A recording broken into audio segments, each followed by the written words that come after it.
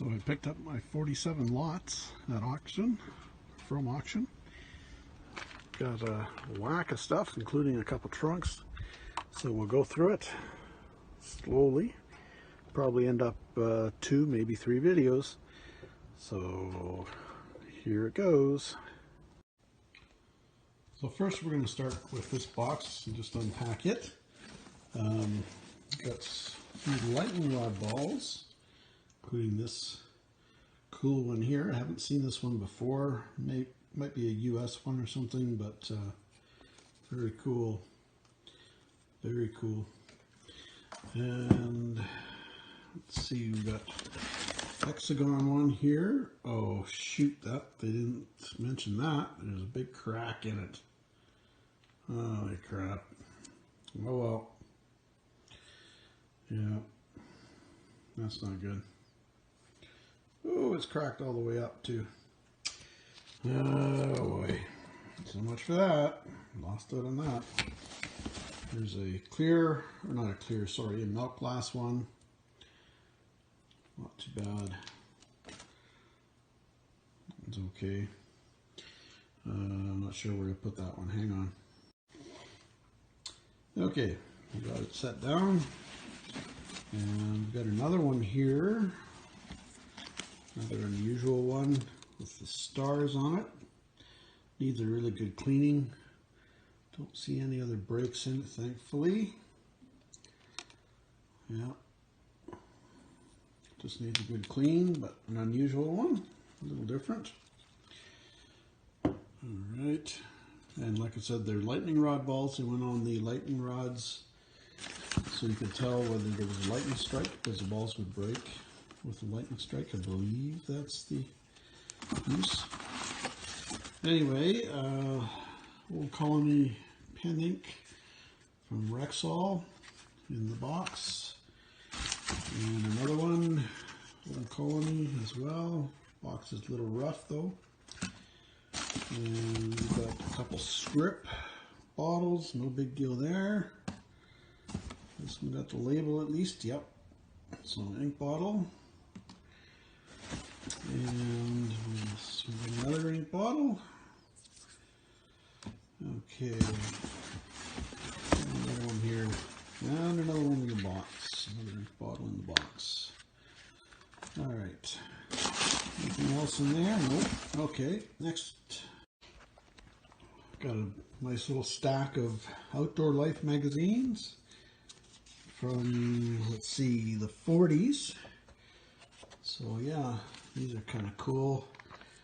I was hoping that I would stumble across one with an article on the Mad Trapper, so I bought them all, as many as I could, and got there's a lot of fur fish and game, I think they're called, as well, which I'll get to in a while. But anyway, there's quite a few of these Outdoor Life. Kind of cool. Then got these register grates, or rather stovepipe grates. They went around the stovepipes on the walls and the ceilings, on the floors. And they're adjustable. These, well, this one can't because it's wired, but these would spin and close and open, so you can get the heat in. There's another different style, another style. I got a little register right there. Got another one there with the floor insert. We've got a couple frying pans. The small one, unfortunately, is made in Taiwan, which is unfortunate. It'll just go to the thrift shop. The other one is a Smart cast iron frying pan from Brockville. And we've got a stove part. These just look cool on the wall. Home Comfort. And we've got a couple other register grates. One of my lots was in this little box, which I can utilize. And 2 more register grates, a wall type. One of them has a chunk of cardboard on the back. I'm curious about that. I'm assuming it's just for insulation purposes, but people made some weird hiding places for stuff, so that could be a hiding place for cash, but unlikely. Kind of the odds are against that, but you never know. Anyway, on to the next batch. So I just realized this bin that I got that I thought would be mighty handy is actually from Canada Post and property of Canada Post, and it says to return to the nearest Canada Post facility.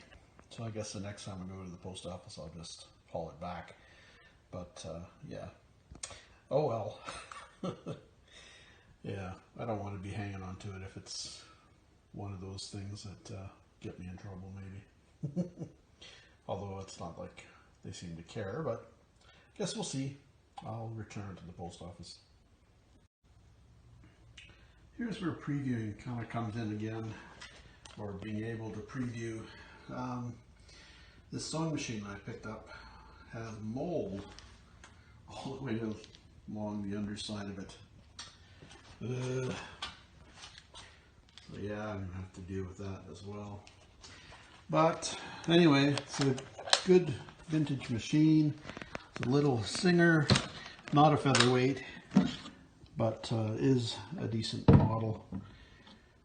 You can see right there. Yeah. So anyway, that's not too bad. It was reasonably priced anyway, so I can spend the time to clean it up. And here we go, delving into another box. Picked up 4 of these. Coca-Cola, early 1970s shades, maybe early 80s, but probably 70s. Got 4 of them. Unpack all 4 and then get down to the next level. Hang on. Also got one of these, a center stem shade. Right there. Kind of a neat pattern. And there's another one. So yeah, there's another. Same, looks like the same pattern actually. Then there's another one, which we'll get to in a second. And we've got another center stem one. This one's filthy. It just needs a bath by the looks of it. So yeah, we'll give it a bath and put it out. So here we go again, some more boxes, and got a pair of shin pads here. Not in the best of shape, I see. Been chewed on or something, or torn.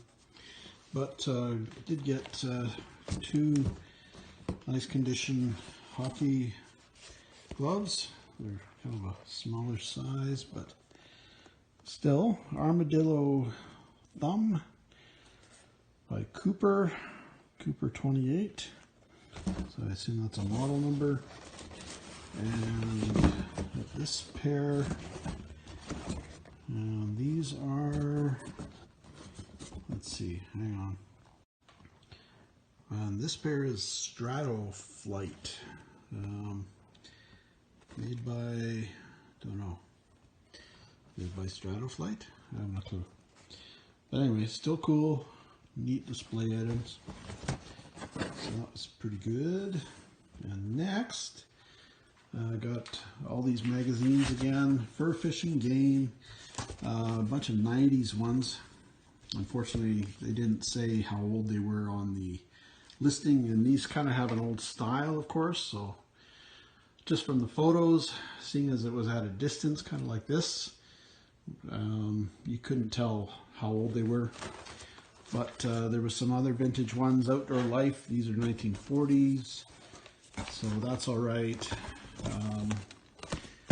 Got some 50s ones and such, so not bad.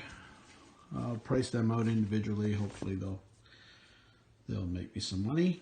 And like I said before, I was hoping to find some articles on the Mad Trapper as well in some of these, but we'll see. And in this box, got some, there's a Dwell tachometer Don't know, it's not vintage or anything, but it came with other ones that were vintage. Various instruments, test equipment. There's a, I assume, a multimeter. And there's a tube tester in here as well. Heathkit dynamic tube tester.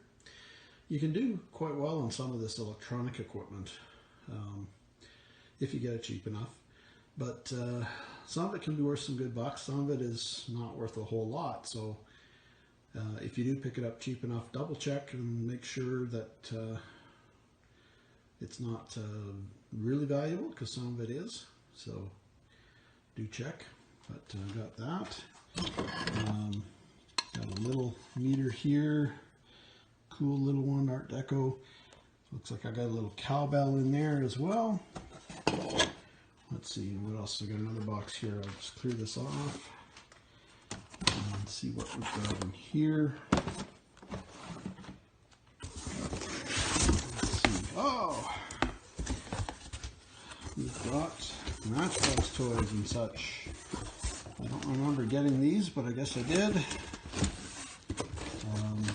Yeah. Okay. Got a bunch of Matchbox toys to go through. Maybe there's a Hot Wheels in there somewhere. That'd be good. But yeah, I think these came fairly cheap, so won't have to worry too much about them. There's some that if they're too rough or common or too modern, I'll just give them away to kids in the store. Kids that are good, that is. And then we've got tobacco tins. Got royalty tins. These coronation tins are actually not too bad. Got one there. Second one there. This is St. Lawrence Seaway opening 1959, whereas this is a coronation 1953. So they're actually two different tins, which is really good. Thought I had a double, but Players Navy cut cigarettes, and there's something in it which wasn't mentioned in the listing. Oh, just a bunch of buckles. Looks like thrift shop stuff or $5 bin stuff. Let's see, got an Edgeworth, nothing in that one. And we've got a bunch of Sweetlet, nope, Turret. These are all Turret. There's a double 100 pack as well. All Turret. Let's see. What is this little guy down here? Peninsular Throat Dragies, Peninsular Chemical Company, Detroit, Michigan. There's that. A nice round can of McDonald's British consoles. Let's see what's under here. I think we've got more lightning rod balls or something. Yep.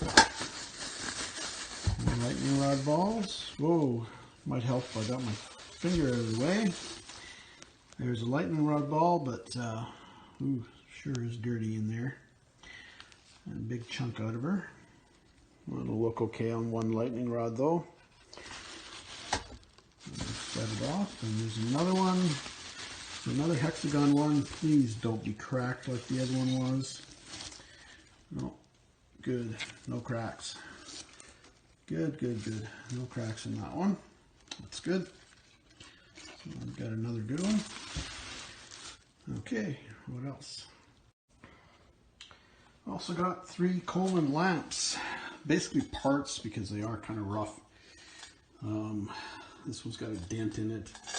This is actually a really good one, or normally would be a good one. It's an Aerolite, I believe. That's what that style is called. I'm not positive, but I know it was a good lamp, but it's pretty beat up. And another fairly run-of-the-mill Coleman. Let's see what else. So I also picked up in a lot this Gilbert Experiment Lab box. Nothing in it, unfortunately. Just got an insert and that's it. But I was after this Dukes of Hazzard lot, or Dukes of Hazzard items that was in the lot. This is a carrying case. It's a little rougher than it looked in the photos, unfortunately. But there was also this wrist racer piece. So 80s, kind of a cool piece. And then there was this Frost and Wood cast iron toolbox lid. And got a bunch of post office box doors as well. They're out of a local post office a couple towns away. So got a bunch of them. They're all steel, I think probably brass plated or copper plated. And a couple of washboards, one of which is just going to go to the back for parts. I'll just keep it for the glass. And this complete one here, made by Western Broom and Woodenware Limited. So kind of cool, but fairly common, these things, but they do sell, so it was priced right enough, or I got it for the right bid.